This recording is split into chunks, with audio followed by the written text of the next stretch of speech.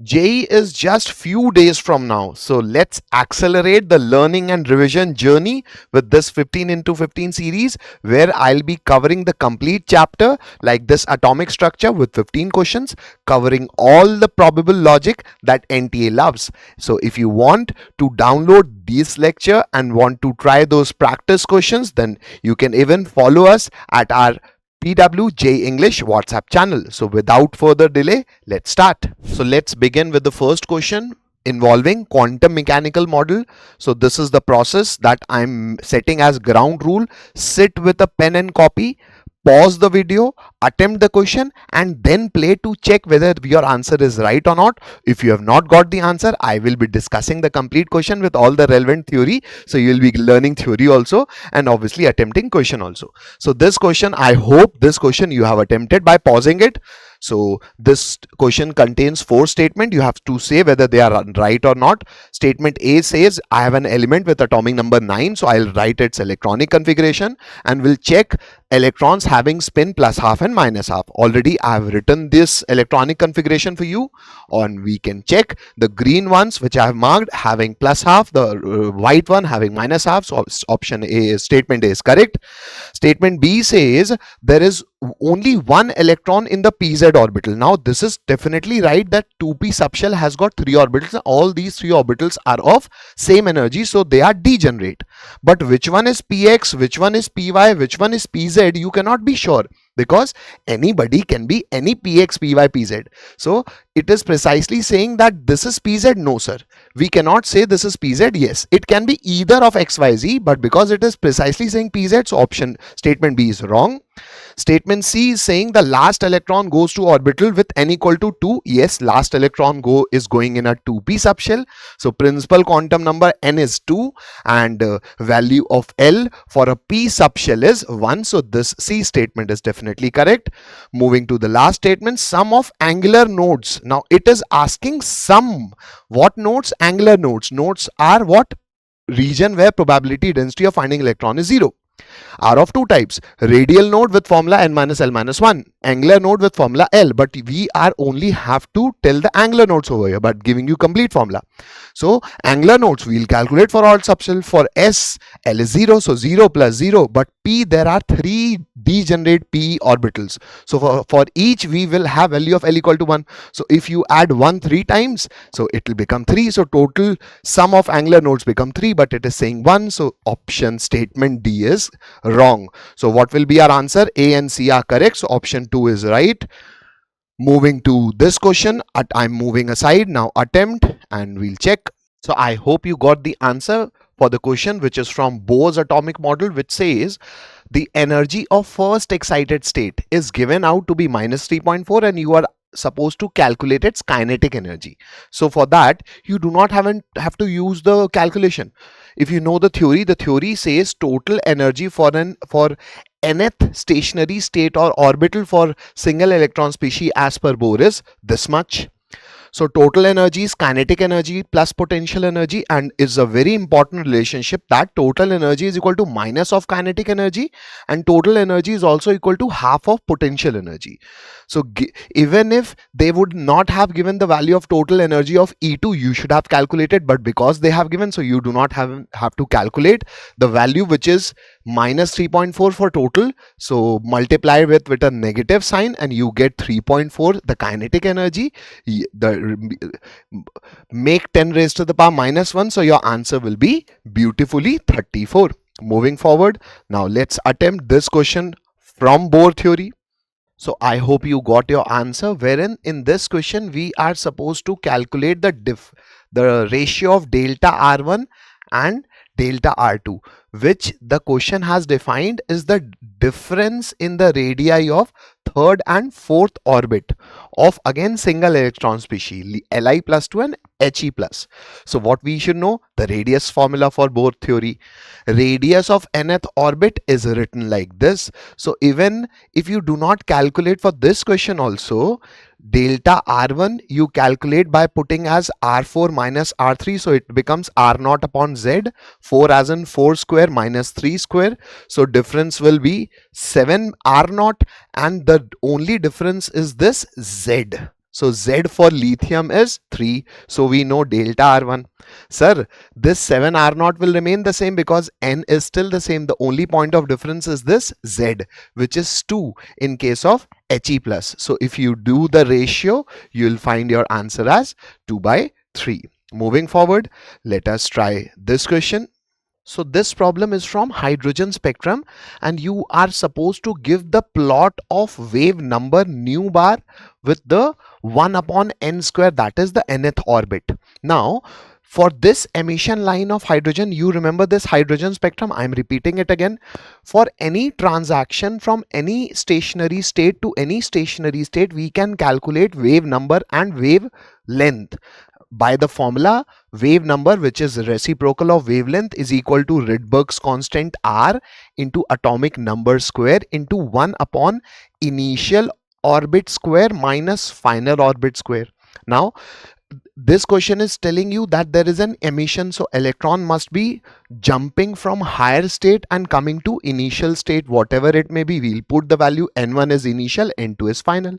So if we put the value, we get a graph for y equal to mx plus c. So we can clearly see this slope becomes minus r. So our answer will be, it is linear with slope of minus RH. Moving forward, let us attempt this theoretical question. So I hope you got the answer, because both statement over here are correct. Statement 1 is about the hydrogen atom. According to Bohr model, what distance you say is the radius.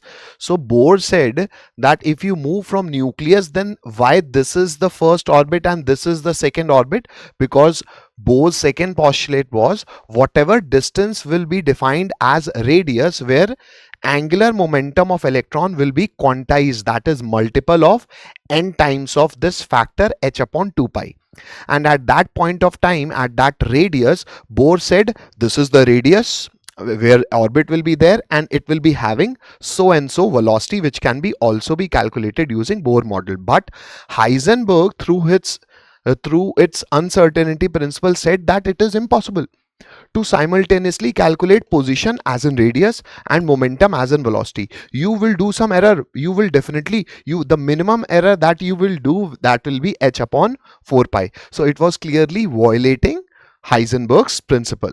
So both statements are correct. Moving to next question. Now, this is an integer type question where you have to report the number of incorrect statements. Statement A says line emission spectra are used to study electronic structure. Yes, the electron distribution, whatever is there, we have known that through the spectrum. And option B is a fact which says element helium was discovered by actually spectroscopy of sun. So these two statements are right. Option B says emission spectrum of atoms show a continuous spread. No, even option A is telling you emission is a line spectrum. So I'm directly coming to this beautiful NCERT fact which says electromagnetic radiation is categorized as per the origin. If an excited sample is giving those electromagnetic radiation, the spectrum is called an emission spectrum. And if an unexcited sample is absorbing absorbing energy, then the spectrum which it is giving is called an absorption spectrum. So the nature of these spectrum are, it is an line spectrum because packets of radiations are released by atoms. So emission spectrum is a line spectrum while absorption is a continuous spectrum. So only option B is incorrect. So answer is 1. This next question is, you are given wavelength of emitted electron. So if electron of mass is emitted by photoelectric effect, so this question is actually using de Broglie also and photoelectric effect also. So first what we have to calculate, sir, because wavelength of this ejected electron is given, so first we will calculate its kinetic energy. How? Wavelength through de Broglie's equation is equated with kinetic energy in this form. So use the formula. Now you have to do some calculations and you will get the kinetic energy. Now after that, you have to calculate the work function energy. Work function energy for hydrogen is the minimum energy required to ionize hydrogen. So work function for hydrogen atom will be actually its ionization energy, whose value is actually E naught, and value of E naught and kinetic energy in this particular case is same. So total energy as per photoelectric effect will be twice of the phi, which is work function energy. So our integer type answer will be 2. This is a good question, both calculative also and requiring knowledge also. Let's check this question. Now this question is also employing Bohr theory because it is asking about Li plus 2 ion, so single electron species. So it is saying the longest wavelength of light. So sir, longest wavelength of light as in lambda maximum, as in minimum frequency, as in minimum energy. So minimum energy is what minimum energy is. If you are giving minimum energy to an electron, that means you are ionizing that particular ion. So what is ionization energy? Sir, when electron from n equal to 1 goes to n equal to infinity, so rather do not use any of those constants. Do the basic 1 by lambda formula which we have just seen. So Rydberg's constant into z square into 1 upon n1 square minus 1 upon n2 square. When you are calculating lambda, n1 you should always take as the lower value. So among infinity and 1, which is lower? 1. So this will be easily helping you to calculate the value of lambda. Now you have to convert it in 10 raised to power minus 8. So you will be getting somewhere around 1 because it will be 10.99 something. So you can easily find an integer type answer 1. Let us try this question. Now this next question is an application of Heisenberg uncertainty principle, a mathematical application. Velocity you have been given and you are told that its uncertainty is 0.02%. So sir, if we know velocity and if we know the uncertainty in percentage, then obviously we have to divide it by 100. So we'll get the value of delta V. Import this in Heisenberg's formula. Equate it with h upon 4 pi m, and what will be m? Mass of electron. But with a bit of calculation, convert it into 10 raised to power minus 9 format, and with calculation you will get your answer to be 58. Now let's attempt this graphical question. Now this is a very easy yet important question if you know that quantum theory is all about microscopic property of matter, while the thermodynamic theory is all about the bulk behavior, macroscopic of matter. And obviously through thermodynamics we know internal energy is a function of temperature, and as temperature increases, internal energy also increase. But this is a manifestation of macroscopic property, so it is not an answer for us. The threshold, the photoelectric effect graph is through atomic structure. The black body radiation graph is through atomic structure, that intensity keeps on increasing, attains a maxima and then decreases, while the emission and absorption spectrum, they all represent the microscopic property of matter, not macroscopic. So all quantum, but that was through thermodynamics. Now this is the next question. Let us attempt this. So I hope you tried it. Now this is a de Broglie wavelength relating to Bohr orbit, where de Broglie wavelength is given in this form, where a naught is now the Bohr's radius, we generally take as r naught. Now sir, we already know lambda de Broglie is given, and through Bohr's second postulate we know that angular momentum of an electron is a multiple of nh upon 2 by y, taking it because here I'll get 2 pi r, which is circumference of Bohr orbit, which becomes equals to n times of h upon mv. That becomes de Broglie's wavelength. Putting all those values and finally equating. So now with very easy calculation, but with all these logics, I get n by z is equal to 0.75. Now let us move to this question. Let's try this. So here also you have to determine which is not correct for hydrogen. Now Bohr theory, why we still need read Bohr theory? Because as per quantum theory also, energy of hydrogen only depends upon principal quantum number and it does not depend on the value of L. Above says value of all depends on value, energy of all elements depend on value of n plus L. But for hydrogen, it only depends upon principal quantum number. So this is 1, 2, 3, 4. So increasing, so it is correct. This is 1, 2, both are equal, 3, both are equal. So this is also correct. But over here it is saying 2s is lesser. It is wrong because both 2s 2p are equal. Similarly 1 2 is greater, correct, 4 is greater, correct, but no, this is third shell, so third shell will be lesser than fourth, whatever SPDF. So this is also wrong. So our answer is beautifully 3. And a similar question you will get of, I'm directly doing this. It is saying energy of 2s of hydrogen atom is greater, because reason it is saying energy of orbital in same subshell decrease. Now you tell me, if you remove an electron from hydrogen, it will be more difficult, or removing an electron from lithium, from lithium. So if you are supposed to bring on more energy to take out electron of lithium, that means electron of lithium is stable. If a system is stable, thermodynamically speaking, its energy will be less. So actually energy of orbitals decreases as atomic number increase. So both these statements are correct, and actually this is the correct explanation also. So both are correct, and it is correct explanation also. Very good question, a very good theoretical question. Now let us attempt this question.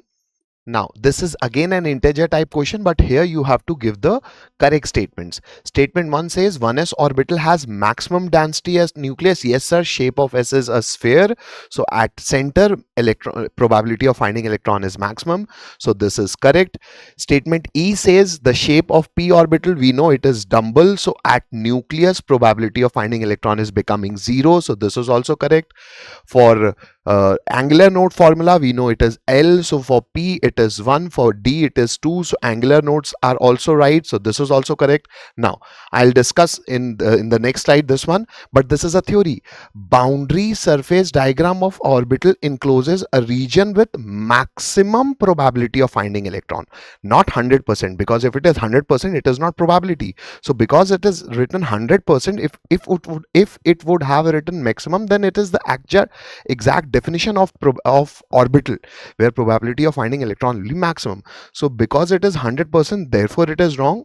And now coming to the graph of 2s orbital, it is maximum at origin, and once you move away from the nucleus, it will attain a 0. Why? Because radial, if you calculate radial node of 2s orbital, formula is n minus l minus 1. That means radially, if you will move, it will have 1 point, 1 node where its probability will become 0, and after that it will attain a local maxima, and at infinity it will approach 0. So a very beautiful question. Now let us try this question. So I hope you attempted it, and the spin only magnetic moment is because of the presence of unpaired electrons, which is very much loved by JEE. It is also a D block logic. So for these ions we have to calculate. So apply this simple formula of under root n dash into n dash plus 2 Bohr magneton, where n dash is number of unpaired electron. Write the electronic configuration of element. Now if let's say it is Ti plus 3, so this 4s electron will be gone first, 2 of them are gone, and then 1 3d is gone. So number of unpaired electron is 1. Over for vanadium, number of unpaired electrons are 3, and for scandium plus 3 ion, number of unpaired electron is 0. Therefore this becomes your answer. Thank you. We'll meet soon. Keep working, keep revising, and we'll meet soon with the next chapter.